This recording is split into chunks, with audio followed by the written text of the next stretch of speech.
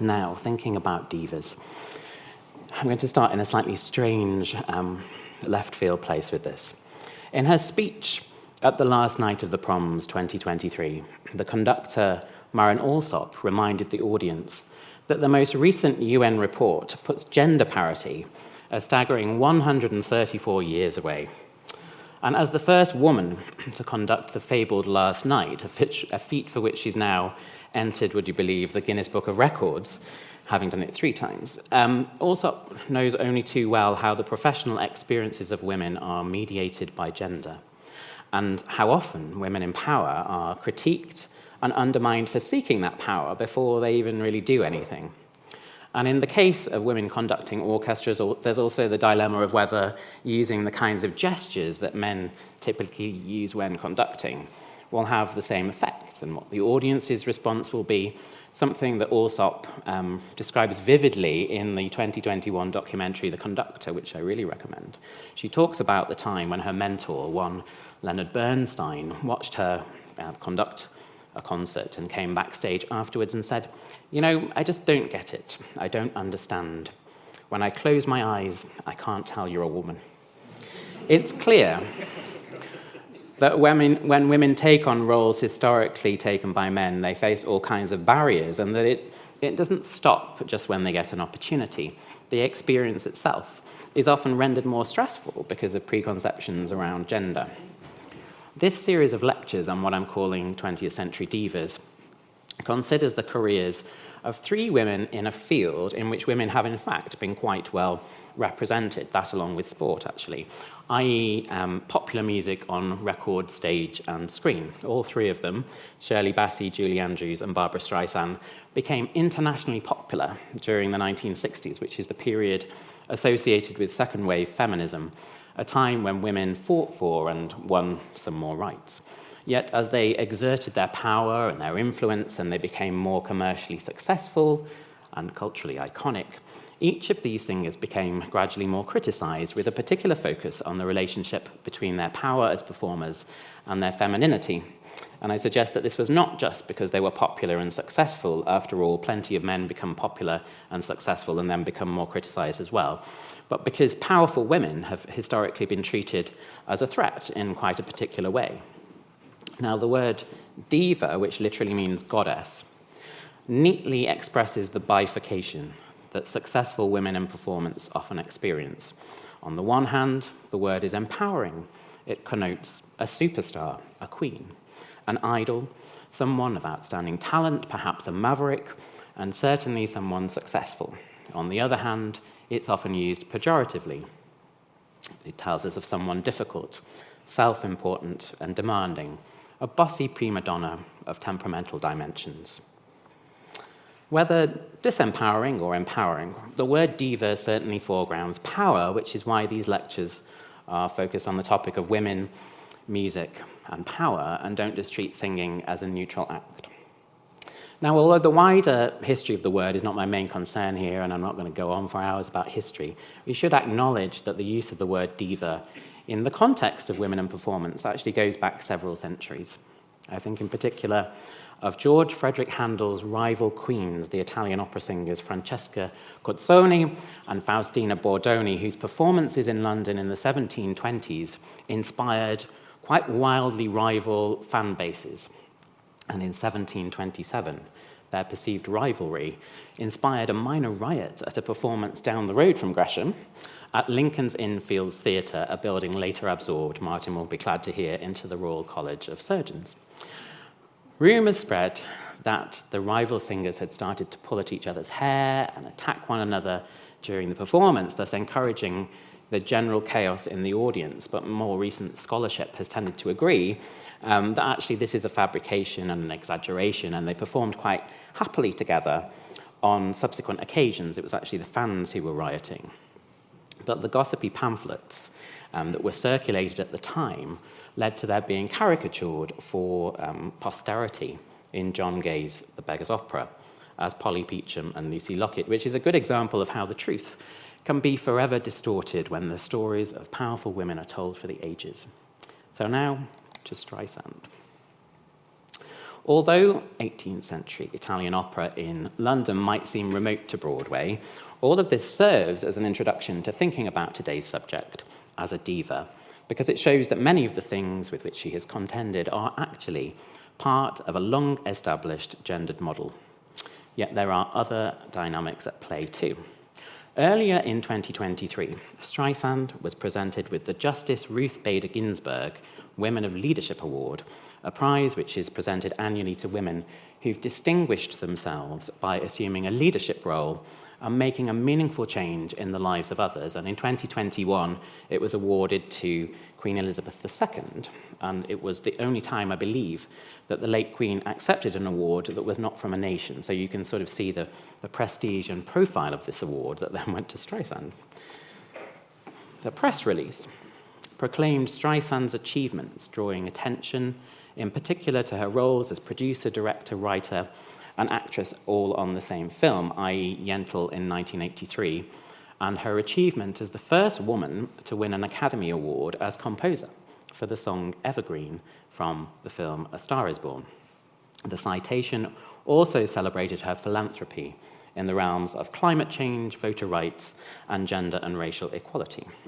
In response, Streisand posted a 10-minute video online in which she gave a speech about how the experiences of Justice Ginsburg during her professional rise reflected some of Streisand's own experiences in a very different field. Let's see a clip of the speech in which she talks about a particular incident with a record executive for whom she'd auditioned at the start of her career. Ever a realist, Justice Ginsburg said she started off with several strikes against her. The first strike was being Jewish. Anti-Semitism was a barrier, she said. I experienced that too when I was first auditioning for a record contract. One executive told my representative, "Oh, she has a nice voice, but she's too ethnic." But I knew what they meant. Clearly, the nameless executive couldn't see colossal commercial potential in front of him.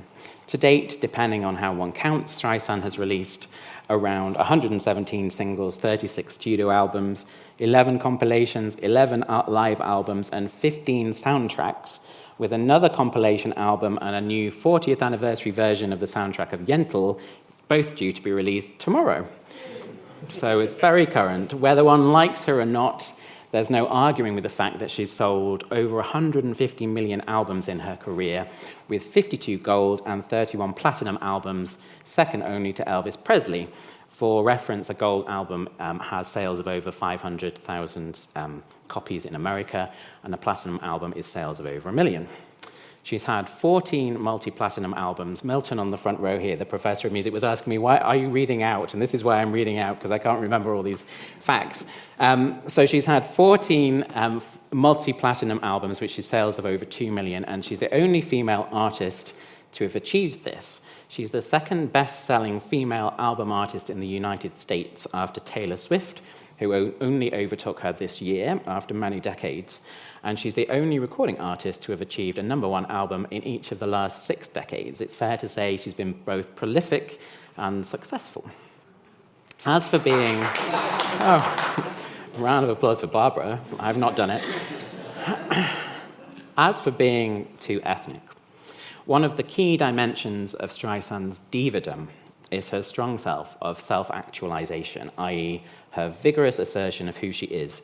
And a good example of this is her name. As a teenager, she wanted to highlight her individuality and therefore dropped the second A in her first name, thus becoming Barbara. As for her second name, a frequent topic of discussion in her interviews and concerts is the pronunciation of Streisand, like sand on the beach. It's not Streisand, she often says, my friend Liza has a Z.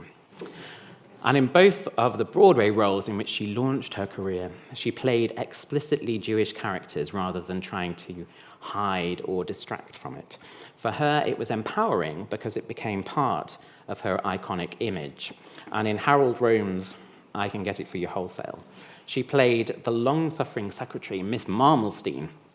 And in her solo song, she drew attention to her name, Yetta Tessie Marmelstein, and even explained how to spell it. Let's hear a bit of that now. No Somebody calls me, hey baby doll. Miss Marmalstein. Or honey dear. Miss Marmalstein. Or sweetie pie. Even my first name would be preferable. Though it's terrible, it might be better. It's Yetta. Or perhaps my second name, that's Tessie. Spelled T-E-S-S-Y-E. But in her more famous appearance in Funny Girl 2, repeated reference is also made to her character of Fanny Bryce being Jewish. Indeed, in taking on this role, she was underlining her artistic lineage with one of the leading Jewish performers of a previous generation. And this is increased in the film version of Funny Girl, for which some of the specially written songs from the stage show were replaced by numbers performed by the real-life Bryce, in particular her signature tune, My Man, which is memorably sung at the end of the film, Funny Girl, but not in the stage version. And for her debut role in the film, Streisand won the Academy Award for Best Actress in a remarkable tie with the veteran star Katharine Hepburn, who'd also won it the year before, I think. And this was only the second of the very few times that there have been an exact tie at the Oscars. Both actresses received exactly 3,030 votes, which is an impressive feat. I don't know how you managed to get exactly 3,030 people to vote for you. Anyway, this strand of Streisand's career came to a climax in 1983 with the release of her film Yentl, which she worked on for over a decade against considerable adversity. The film recounts the tale of a young Jewish woman in Poland who disguises herself as a man in order to get an education after the death of her father. Streisand's own father was an intellectual who died when the singer was just 15 months old, and it's clear why the storyline of Yentl appealed to her. The semi-autobiographical element was underlined in the score by Michel Legrand and lyricists Marilyn and Alan Bergman, in particular the song Papa Can You Hear Me. Streisand won the Golden Globe for Best Director for the film in 1984, the first woman to do so, and it took until 2021 for another woman to win the same award. Streisand has often spoken about her decision not to have any work done on her nose, despite pressure to modify her appearance to look less Jewish, and in many of her public appearances, she has actively drawn attention to her nose. When comedian Phyllis Diller opened an American Film Institute tribute to her in 2001, Diller made a joke about herself and plastic surgery, and in the audience, Streisand vigorously tapped her own nose in response.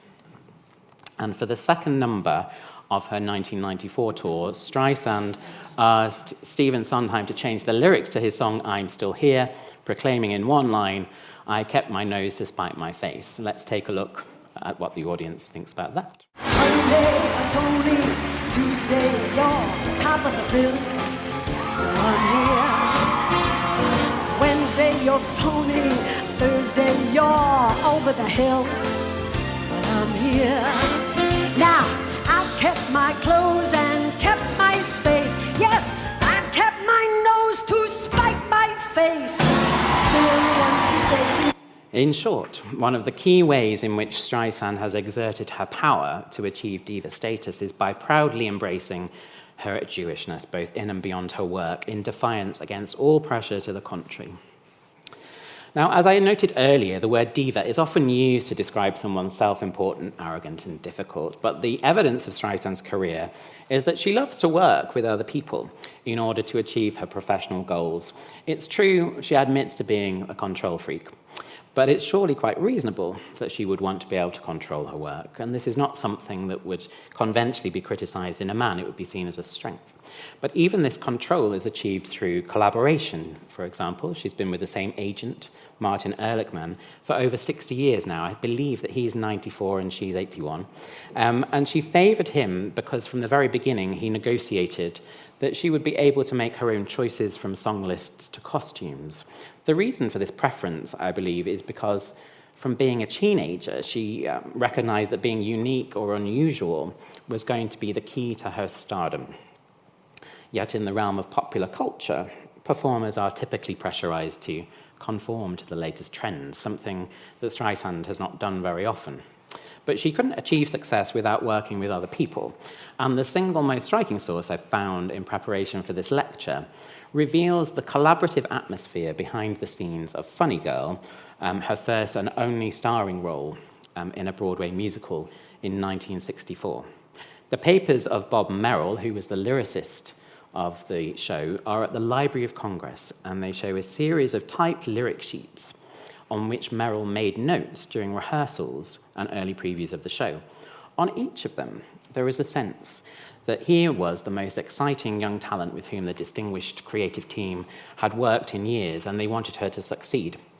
But the devil was in the details. The show was in great trouble before it reached Broadway, and Merrill's meticulous comments identify areas in which the songs could be improved to support the strongest possible presentation of Streisand's performance.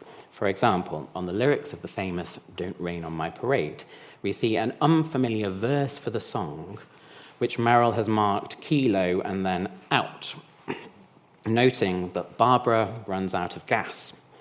And this was not a criticism, in my view. The refrain of the song is hugely demanding. It's a really difficult song, especially if you're going to sing it most nights of the week. Merrill proposed to drop the verse so that she had more stamina left to thrive in the refrain. And at the bottom of the page, Merrill underlines the words rose and nose again, presumably to encourage Streisand to bring out the rhyme scheme. So let's quickly hear how that couplet works on the original cast album. But whether on the rose of sheer perfection or freckle on the nose of life's complexion, the cinder... She sort of emphasizes the word nose. Don't Rain on My Parade became one of the signature songs of her career, and these few annotations show that its success was the result of a level of refinement created through collaboration with the people around her, and the same goes for the other songs. On the reprise of Don't Rain on My Parade, at the end of the show, Merrill notes twice that the key is too low and needs to be raised to suit her vocal range, which was higher than they realized. And the reference at the top to JS is to Julie Stein, who was the composer of this show, and we can see how Merrill is deferring to him for those decisions around the music, again revealing the general atmosphere to be collaborative. For the satirical song, His Love Makes Me Beautiful, Merrill notes here that Streisand needs to avoid turning upstage, which is something she does quite a lot in her concert appearances, because the audience can't see her. So this is helpful feedback on how to present her performance. And in a separate note down here, he encourages her not to try too hard because the costume will help her to get the laughs. He's also drawn rings, if you look around the top, around the words illustration and adoration. So again, he's kind of interested in bringing out the rhyme scheme, or at least having it understood by her. For a hit ballad, People, Merrill again notes her inclination to turn upstage, something that would disconnect her from the audience. Now, why does all this matter? This is quite nerdy musicology stuff. But because no musical performer of this type could possibly achieve high standards without support and advice. But divas in general, and Streisand specifically, have been critiqued for being lone figures who are unwilling to work with other people. Yet, if anything, it seems to me that she's gone out of her way to create quite strong collaborations that have endured, whether it's with her regular team, so her manager, her collaborators Richard J. Alexander and Jay Landers, who've worked on a lot of her concerts, her arrangers and conductors, William Ross, Marvin Hamlish, Peter Matz, and many others, or with songwriters like Harold Arlen, Stephen Sondheim, and Michel Legrand, all of whom wrote multiple songs and projects for her. In 1985, she returned to her home repertoire and recorded the Broadway album, in which she sings a range of musical theatre standards. The project went ahead, much to the objection of record label executives, who incorrectly felt it would be uncommercial to release an album of show tunes. Streisand satirized the situation in the opening track of the album, Stephen Sondheim's putting it together, singing, "Every time I start to feel defensive, I remember vinyl is expensive."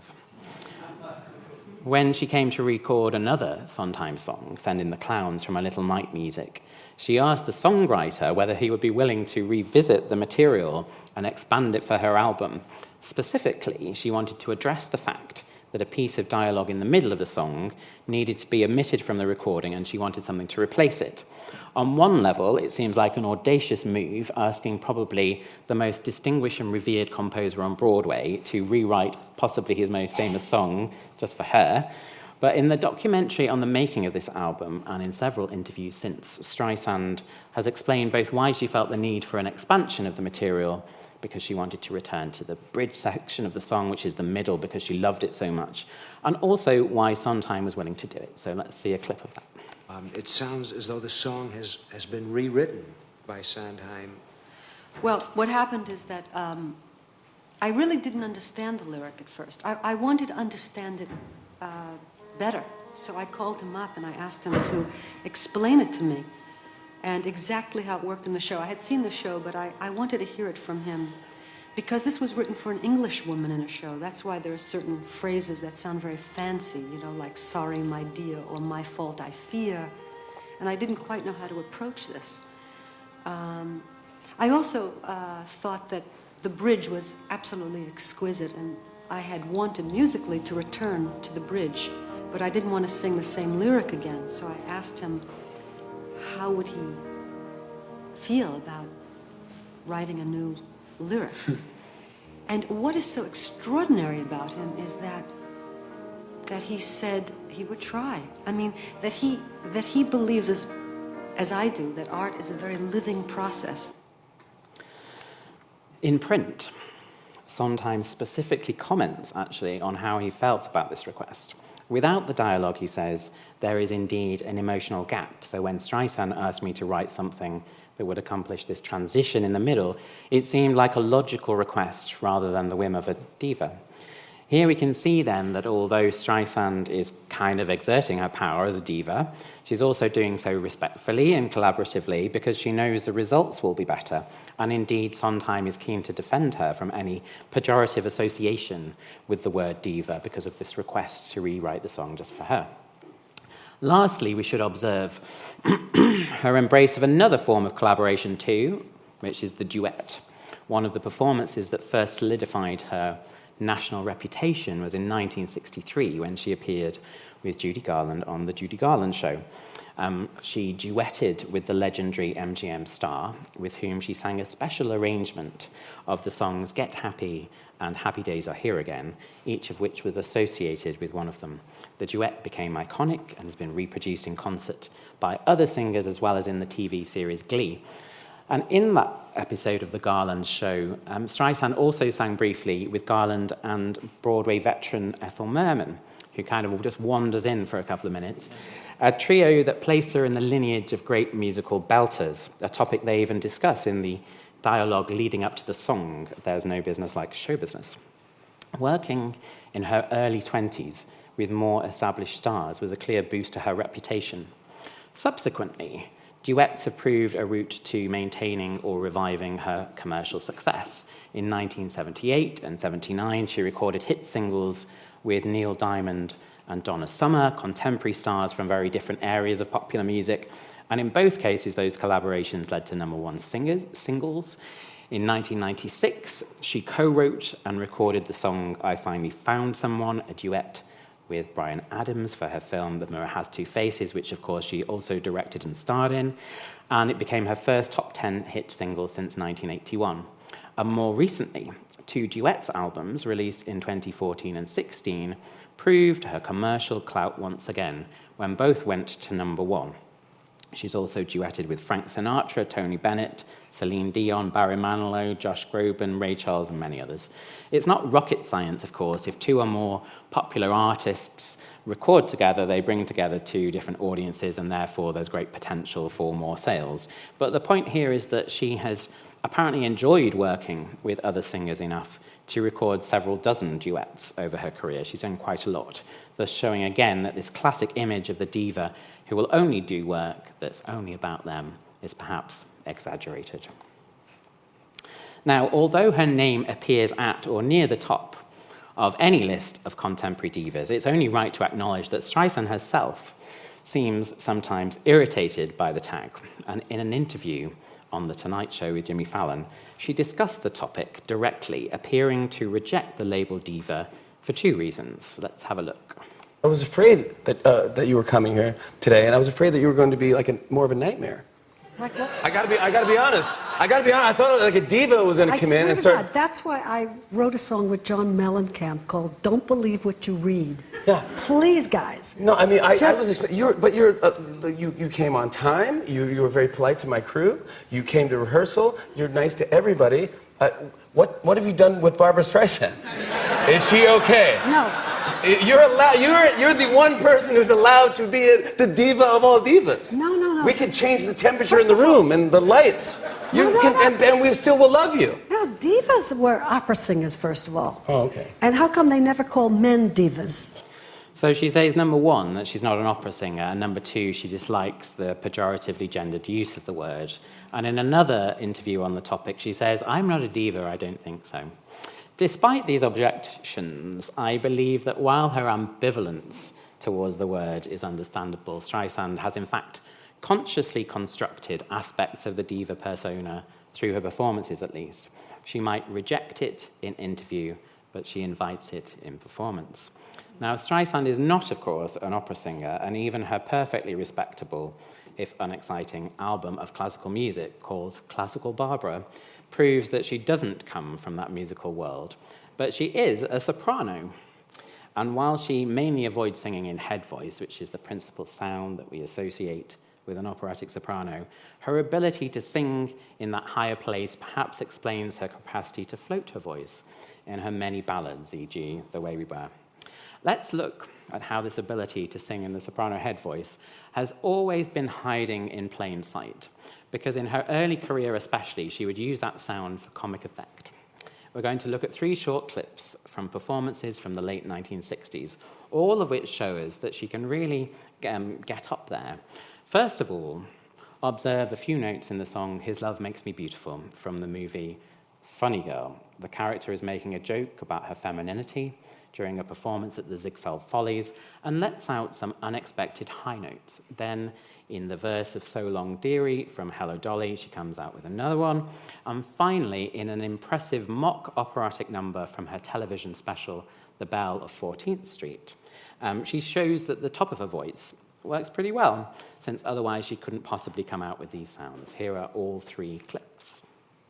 What makes you beautiful? Oh, oh. So beautiful. So beautiful.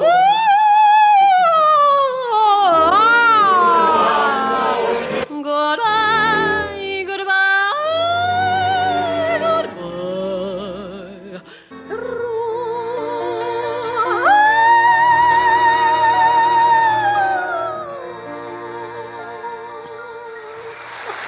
Streisand is no Maria Callas and doesn't want to be, but these moments reveal the tantalizing potential of her voice. For much of her career, she could go much further and higher than she chose to, a soprano in hiding, so to speak. What could be more diva-ish? Then, too, the way her performances have been presented have frequently invoked exactly the kind of grandeur that we associate with the diva. Let's look at an example of how this has been consistently constructed throughout her career, namely in climactic notes in significant numbers in her film musicals. Typically, she belts a high note for a long time, and the camera zooms out, amplifying her musical performance by giving the impression that the entire universe is temporarily emanating from her voice. We'll see this in Before the Parade Passes By, which is the last song before the intermission of Hello Dolly, in the title song of On a Clear Day You Can See Forever, which is the last song of that film, in A Piece of Sky from Yentl, which concludes that film, and in Don't Rain on My Parade from Funny Girl, which is the last song before the intermission of that film. And all 4 of these films are directed by different people, Yentl by Streisand herself, but use the same kind of visual strategy to similar effect, i.e. the camera zooms out as Streisand sings a climactic note at high intensity. Before the parade passes by.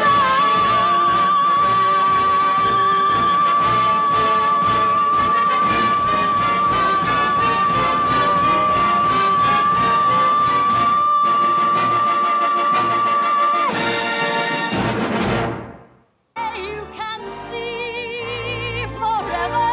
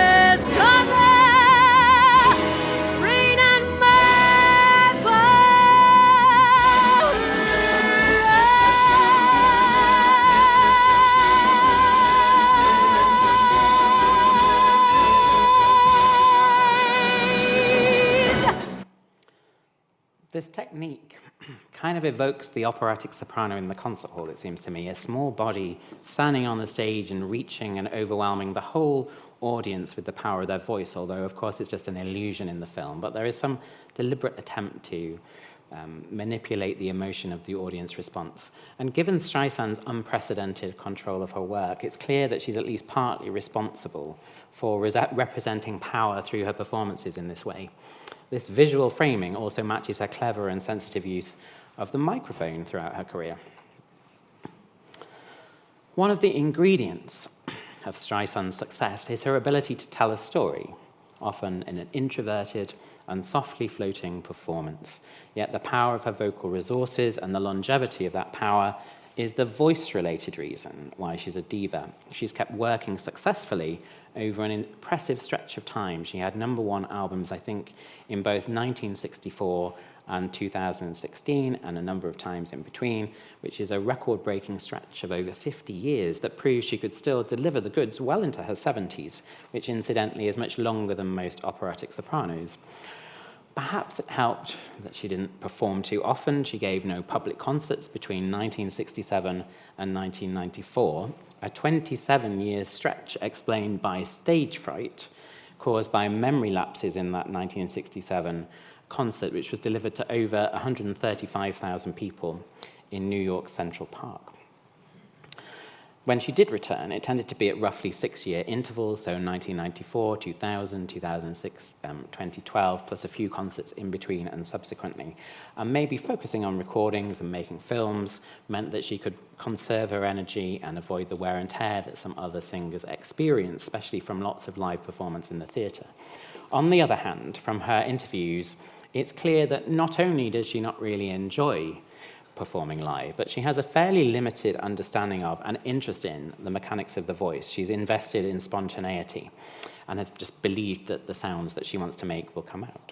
If anything, while her vocal power has inevitably diminished over time, the increased finesse of some of the later performances makes them more exciting and satisfying, and the fact that she's willing to sort of do them again when they're clearly demanding is impressive.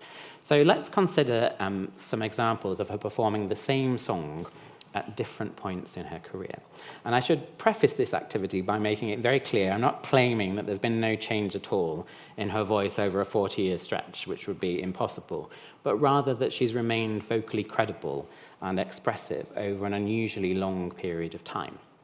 We'll begin with the song He Touched Me, originally written for a flop musical called Drat the Cat. It was a murder mystery that closed very quickly, and it starred on Broadway Streisand's first husband, Elliot Gould. The show itself didn't receive a studio cast album at the time because it closed on Broadway so quickly, so it's unusual that the song gained any traction at all, and it was all down to Streisand's recording. So we're going to hear 2 live performances, one from 1967 out in Central Park in front of hundreds of thousands of people, or tens of thousands of people, and we'll see a second one from 1994. And although she does sing the song in the second clip slightly lower, in a slightly lower key, the preservation of her voice and effectiveness, 27 years apart, is at the heart of why she's such a high-ranking diva. 'Cause he touched me.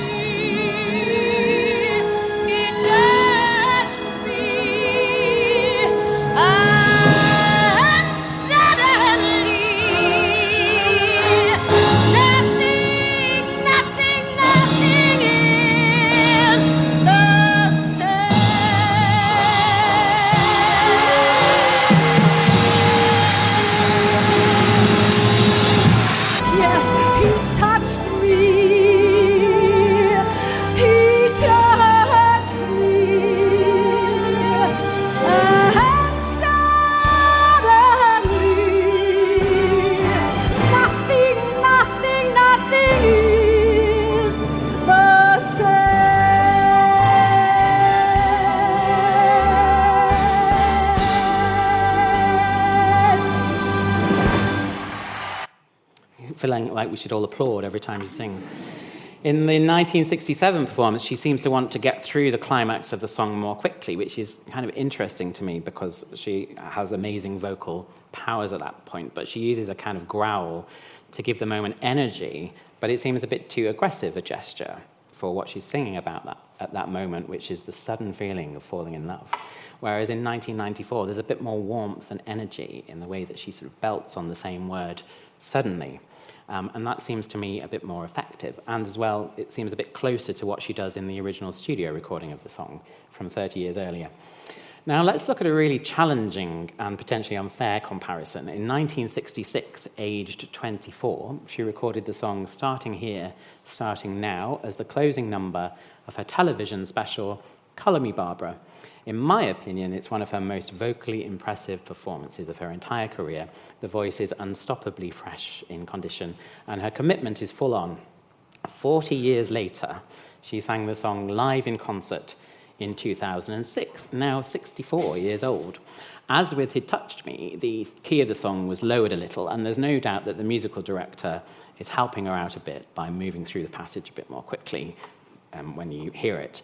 But we're going to hear this passage in which there's a long belt note in the middle of the song, under which the orchestra plays this dramatically rising scale to transition to a new place in the song. It's a really difficult big ballad and a really risky choice to open a concert at this point in her career, age 64, when she could have fallen back on more comfortable repertoire. But ever the diva, she rises to the challenge and the audience goes wild in the middle of the song. Starting love, starting here, starting now.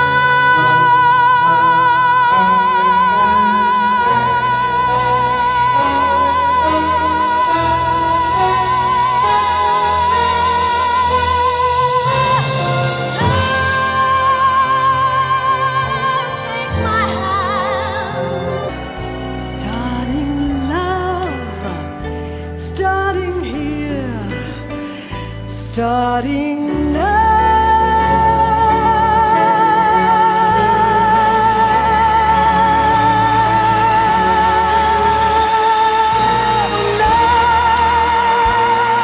Take my hand.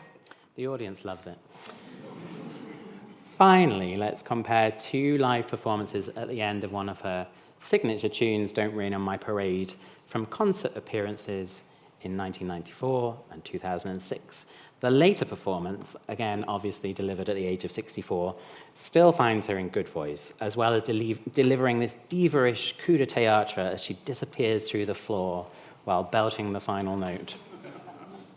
It's slightly annoyingly edited because it goes to the audience at one point, as you'll see. Anyway, the constructed use of the staging, it seems to me, indicates that she knows that what she's doing is exciting and presents her work visually in a way that amplifies its power. Get ready for me, love, 'cause I'm a comer. I simply gotta march my house and cover. Nobody, nobody is gonna rain on my parade.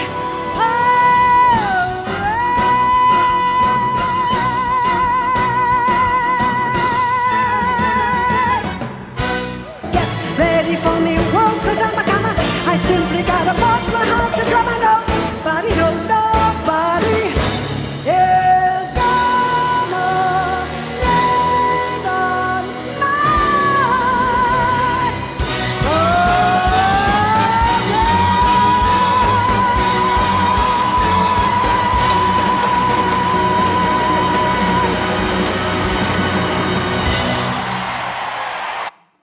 But of course, she's not a diva. The final dimension of Streisand's career as a diva that merits examination is her active participation in politics and her generous philanthropy.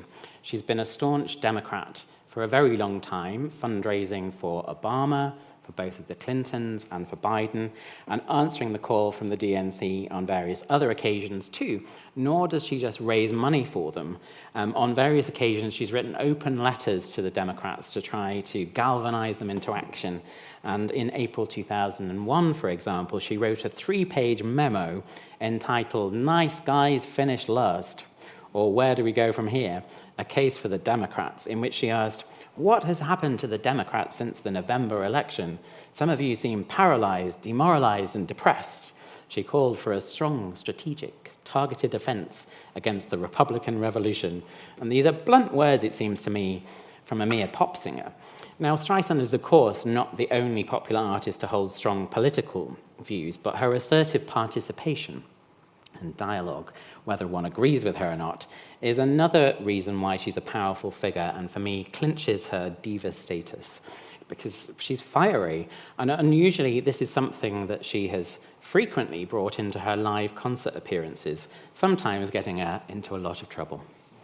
Her ruthless declaration of her political views has totally ignored whether they're welcomed or not. In her first concert of her 2006 tour, she even brought on stage an impersonator of George W. Bush, who was then president, whom she proceeded to interview. And the New York Times relayed one of the exchanges thus. Streisand asked the actor, "How would the president erase the national debt?" And he replied, "Sell Canada, they don't use half of it." She was heckled, even though she was in her left-leaning hometown of New York, and then swore at the heckler. It may have gone a bit too far, but she insisted on being heard. Later in that tour, she toned things down somewhat, but she still told a political joke in explanation of how she hates being the subject of ridiculous rumors. "This is a good one," Streisand said. "She walked into a room full of musicians and fired everyone on the left." Now, anyone who knows anything about me knows that if I were ever to fire people, which is crazy, it would be everyone on the right. She cheered up somewhat during the Obama years, but during Donald Trump's presidency, she released an album of music in response to what she perceived was happening around her. Released in 2018, the album was called Walls, referencing Trump's promise to build a wall at the Mexican border, and included new songs, including Don't Lie to Me, The Rain Will Fall, and What's on My Mind. She also included an exquisite cover version of Leonard Bernstein's song Take Care of This House from their flop musical 1600 Pennsylvania Avenue, which is a history of the White House. And she even revisited her first commercial single, Happy Days Are Here Again, which is a song with considerable political history. It was adopted as the Democrats' campaign song in 1932, and Streisand's 1962 release was already sung a little wistfully at an unconventional kind of mid-tempo upon its original release. But in 2018, it became an elegy with some reharmonization and a new arrangement. The late career Streisand brought a deliberate fragility to a song that was originally used to express the optimism of FDR's New Deal. The album was Streisand's first studio album not to enter the top 10 in America since 1984. Perhaps not surprising, since it was presenting drastic criticism of the person that the majority of the country had voted for.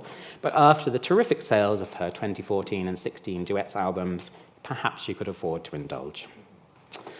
Streisand has also given serious talks on leadership and politics. At Harvard University in 1995, she gave a speech entitled The Artist as Citizen, petitioning for the importance of funding for the arts, which at this point, as almost always, was facing cuts in America. She talked about the work of artists and how they have to inhabit other people's psyches, understand other people's problems, adding that this does tend to make us more sympathetic to politics that are more tolerant. In our work, in our preparation, and in our research, we are continuously trying to educate ourselves. It's hard to hate someone you truly understand, she concludes. She's also tried to put her money where her mouth is. Again, one might not agree with her views, but she's given over $25 million to over 800 organizations through her foundation, including nearly $16 million from her 2007 tour alone, donating money to environmental causes, education, and women's health. In June 2012, she staged a huge fundraiser at her own home in California, raising over $20 million for research into women's heart disease, half of it donated by herself through matched funding. "I can't stand inequality of any form," she told the Hollywood Reporter, "whether it's about civil rights issues, women, gays, whatever. Gender inequality really gets me." Much earlier, in 1986, she gave a concert at her home to a gathering of celebrities, not only raising millions for her foundation through record and DVD sales of the concert, but also boldly drawing attention to the impacts of climate change. We're being reckless with the whole miraculous balance of nature, she said, but I have great faith in people. The first payments from her foundation were to the Environmental Protection Agency, and she has remained active in verbally and financially supporting work related to climate change. What then will be Streisand's legacy? The great classical pianist, Glenn Gould, waxed lyrical about her interpretative abilities, declaring that when she performs, no phrase is left solely to its own devices, and that her voice is one of the natural wonders of the age. She's had many admirers and also many detractors. She talks in interviews about a desire to establish the truth. And in 1977, she gave an extensive interview with Playboy magazine, promising to answer back. Almost 40 years later, she gave another major interview with the New York Times, the article titled, "Barbra Streisand Sets the Record Straight." The imagery showed her in serious and reflective mood, and the subtitle explained, "The megastar is intent on correcting the tiniest errors and on defining her own legacy." Ironically, just 4 days later, the Times had to issue a correction, putting the record straight on 4 facts from the article itself. She's perennially burdened not only with gossip, but also with inaccuracies, even when working with the most well-intentioned reporters. For Streisand, it has not just been a case of finding her voice, but learning how to use it as an artist and as a citizen that has made her one of the great divas of our time. And it may be that on the 7th of November, at the age of 81, she will complete this journey as a diva with the biggest gesture of all, the publication of her 992-page autobiography. For by finally telling her own story in her own words, she asserts that her story belongs to herself. Thank you.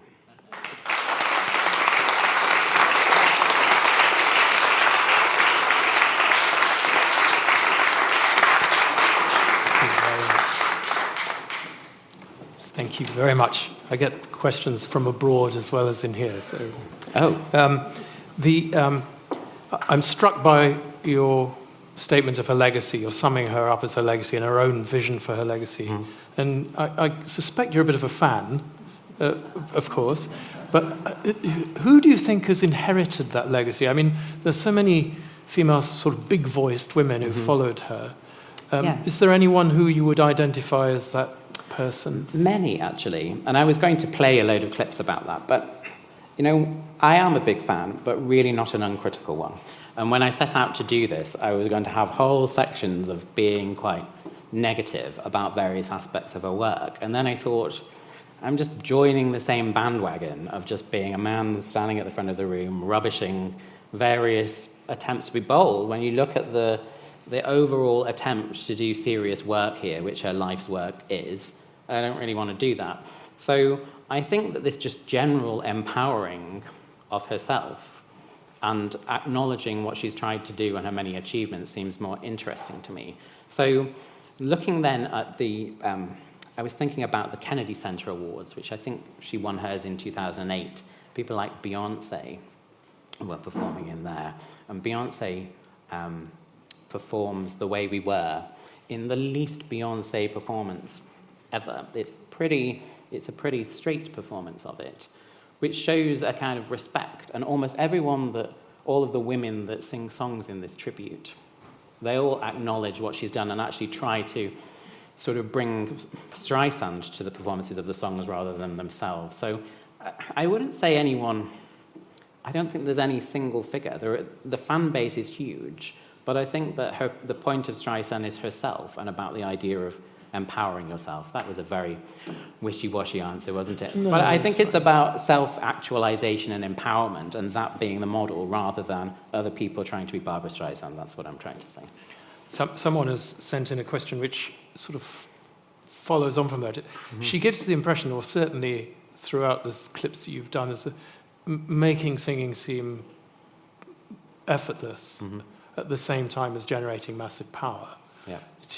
Was that a USP, if you like? Was it that made her separate from the others? Or was there something more complicated?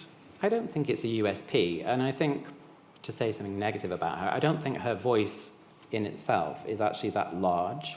And I think that what she managed to do was transition away from live performance quite quickly on purpose and focus on the studio, where she could create work in conditions that she could manipulate and control. And so I think those film clips I was showing where the film is giving you the impression that the voice is huge. I think the point is the illusion of the ease rather than the ease itself. You know, I think that actually, on some level, she's quite limited, but within her limited sphere, she's extremely expressive and has known what to do. She seems like a very instinctive person. You know, she instinctively stopped performing live for a very long time and went and made movies, which was such a maverick kind of thing to do. So for me, I don't think it's a USP. So I'm going to take the next question from the floor, but just before we do that, what's your favourite song out of all of this repertoire? What, of the Streisand? Yeah. I really don't know. I don't operate on favourites, I'm sorry. I think because the subject seems so much more interesting than that, and if you listen to the same song over and over and over, then it doesn't necessarily remain your favourite song. I like listening to the whole body of her work, including when it's not great. So let's take some questions from the floor. There's one in the middle over here. Hello. Just had a question of, is there any modern artist that you could really closely relate to her? My mum says Lady Gaga. I think Lady Gaga relates to her in the sense that she's a one-off. You know, again, I'm tentative to say this later woman, this younger woman, or this woman of a later generation is sort of Barbra Mark II, because it seems to take away from both of them and miss the point with both of them. So I think Gaga would be on a level with her, because similarly, she can make her version of A Star Is Born, and she can go on the Oscars and sing. I think she did The Sound of Music, and she does all the stuff with Tony Bennett. She does all these things that you don't expect her to do, which seems very Streisand. And there's something about inheriting the idea that women in the arts can do what they want to do and should be able to do what they want to do, at least. So I think that there are plenty of contemporary women that have inherited that. But in terms of the actual artistic qualities, I think it takes away from both Streisand and other women to make those comparisons, because they're either one-offs or generic or in between, you know? And I think it's the idea of being empowered to be a one-off that seems the quality that she's put into the industry, or the many industries. Has she influenced the way songs are written? I mean, it's quite interesting to see. Well, yeah, I suppose, of course. But I mean, it's the way in which that dialogue between the writer and the singer, I mean, we've seen other examples of that, I'm sure, but there's a sort of style of singing which we sort of recognize as Streisand-esque, yes, as though it links the lyrics and the music together really closely. And a lot of people just turn up and sing a tune. It doesn't seem quite the same. Yeah, she's big into feedback. You know, when I talked about collaboration, and I was trying to do so positively on purpose, but you know, she gives a lot of feedback to whoever she's working with.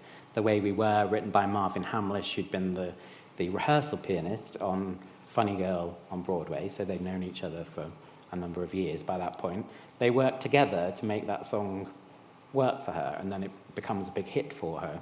So when she works with people, she tends to make it work for her.